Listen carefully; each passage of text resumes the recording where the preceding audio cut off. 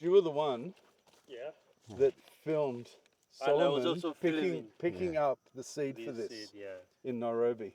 Today, in eastern Uganda, we're exploring the commitment of two extraordinary people. We'll pause for a memory about Liz, David and Claire's awkward reunion in Nairobi, and finish with the psychology of knowing when you've done enough. We are standing in a cornfield in Solomon's homeland to plant a tree. But this isn't just any sapling. This is the Nairobi Tree. 27 months ago, two friends were delegates at the Africa Climate Summit in Nairobi in Kenya. While there, Samuel filmed Solomon picking up a Natal mahogany seed from a street. Today, that seed returns to the earth in Uganda, marking the end of a long, quietly epic story. It began over 2 years ago. My foster father was standing on a muddy track in the Australian bush, wearing heavy motorcycle gear in the mist, looking for a way to make his life useful.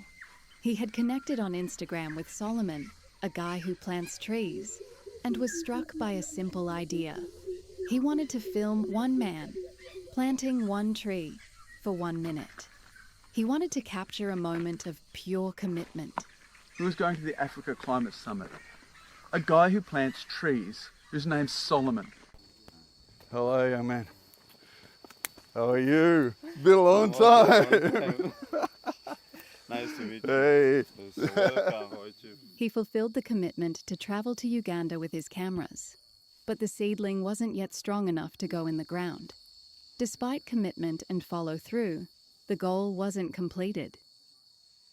But my foster father was unexpectedly asked to give a speech at a church.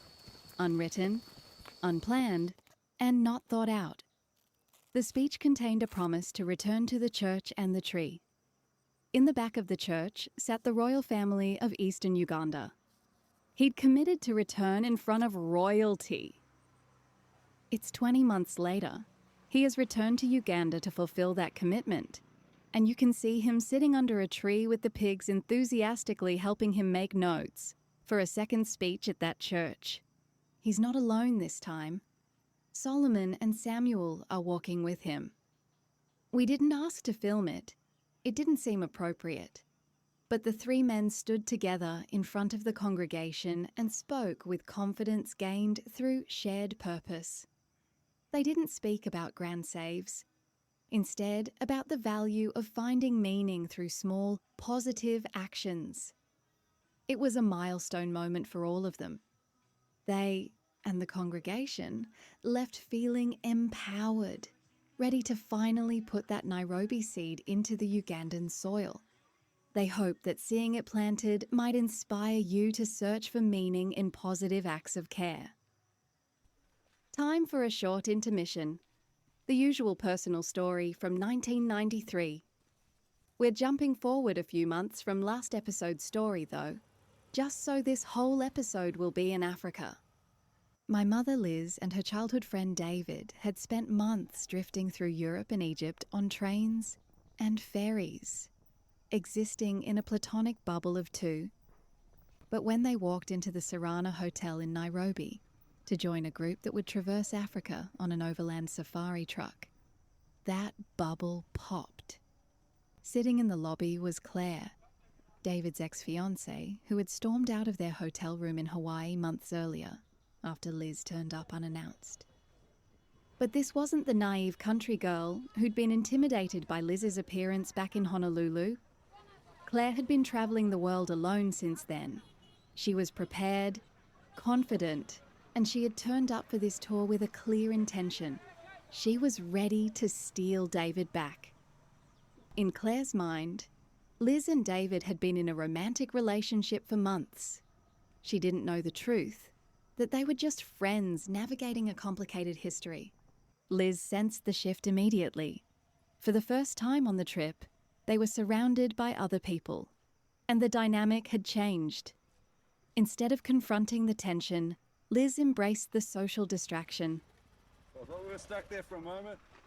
As David and Claire gradually cleared the air and swept away misunderstandings, Liz started drinking with the group every night, waking up hungover every day. Perhaps it was a way to suppress a feeling she wasn't ready to acknowledge. Jealousy. She never admitted it in her diaries, though, and David was too distracted by new intense feelings for both Claire and Africa. He'd fallen in love with humanity's birthplace. For the next 43 days, the truck went a lot further than the itinerary had stated. They were on the run from the police, with only the drivers of the truck knowing. I'll tell that story in a future episode.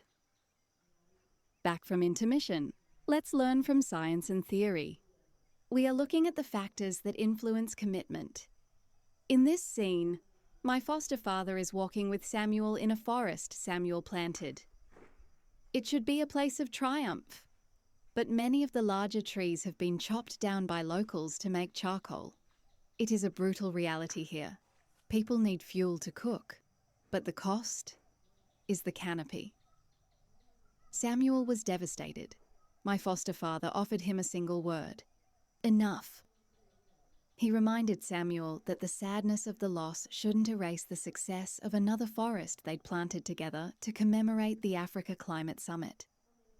This aligns with the psychological concept of self-verification in commitment. If you tie your self-worth to the outcome, like the forest remaining perfect forever, you are vulnerable to factors you cannot control. But if you tie your worth to the identity of being a person who plants trees, your resilience holds. Doing the work is the success.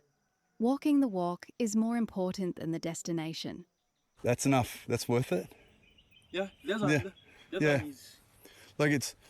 I think, this is obviously sad, but we can't forget yesterday. And then you're grabbing this tree, this seedling, and you're planting it in that hole. Yes. Now here the question is, what are you always thinking about when you're getting that tree, plant it into that hole, and then what always is in your mind whenever you're doing that action? Solomon just asked Samuel, "What are you thinking when you plant?" Samuel doesn't say he is thinking of money or credit. He's thinking of the tree and the broader impact of his actions on the environment. This focus, not on self-interest, but on a cause larger than oneself, is what Erik Erikson called generativity. It is the concern for establishing and guiding the next generation. Research suggests that people who operate with this mindset report higher levels of well-being and a stronger sense of purpose. The smaller person can. Sam. Ready? Yes. Coming up is the moment when they finally plant the Nairobi tree, the last paragraph of its book.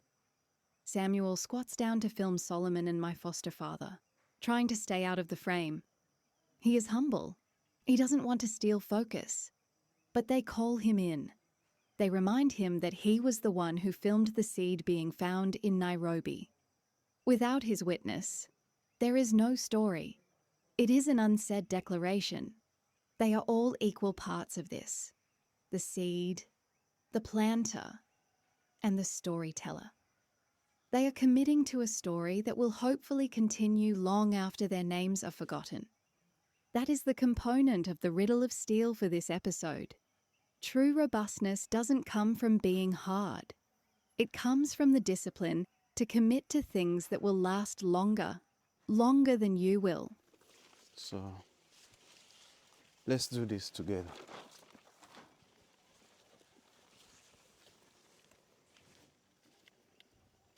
So Samuel, Somewhere is around. you can Come on you in. can Come come on in. in. We need you. You can first leave that mashavu. Because you were the one Yeah. that filmed And I was Solomon also filming picking up the seed for this this seed, yeah. in Nairobi. So this is approximately